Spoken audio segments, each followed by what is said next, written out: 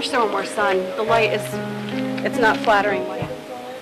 I know a couple of people. I can't figure Which out. brand? I put it online and I tried.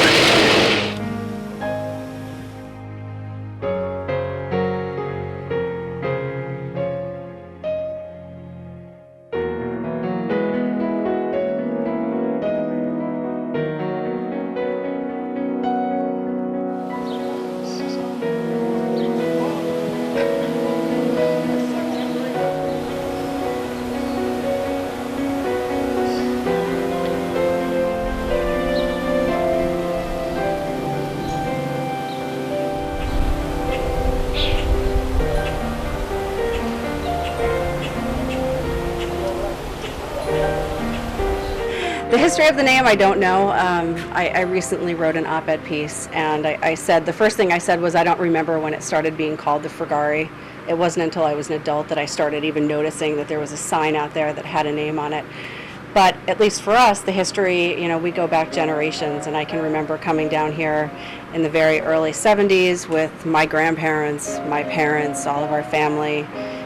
We'd always used it as a fishing shack. It was used in the summer. It was used in the winter for duck hunting season. And, it's really evolved throughout the years. We used to go out to the Middle Ground Flats, so this was always our point of departure and our point of arrival home. So once everything burned down on the flats, it sort of changed the course of what we did here as a family. But it's been around for as long as I can remember, certainly for at least 100 years.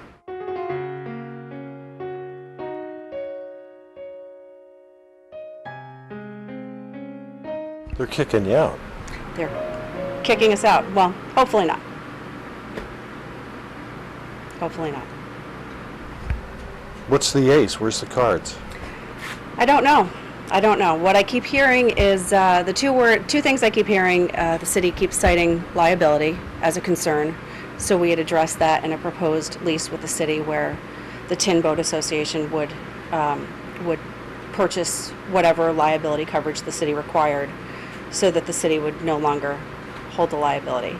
The second thing that I keep hearing is that the city's not in the business of being a landlord, and I find that to be a particularly interesting statement because a portion of the land under the Powerboat Association, which is at the other end of Front Street, is owned by the city and leased. The land under the Spirit of the Hudson is leased by the City of Hudson.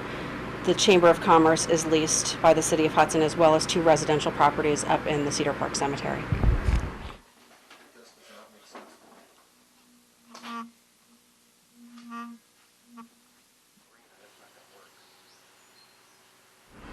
Everybody's moving out. I go through here and it sounds like they're pretty much resigned to the fact that they got to get out of here.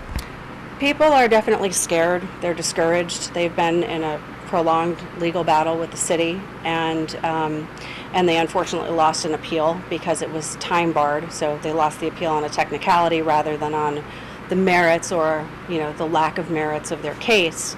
And and now they had the 30-day clock ticking, which ends 9 days from now. And people are being practical, but there's also a lot of optimism.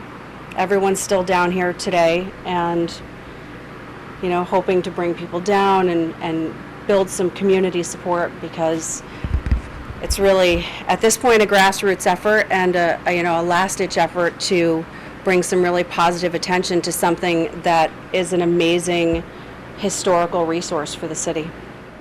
Next week, they're kicking you out. Yes, the eviction is set for Monday the 16th. What's that going to mean to a lot of people like yourself? I don't know.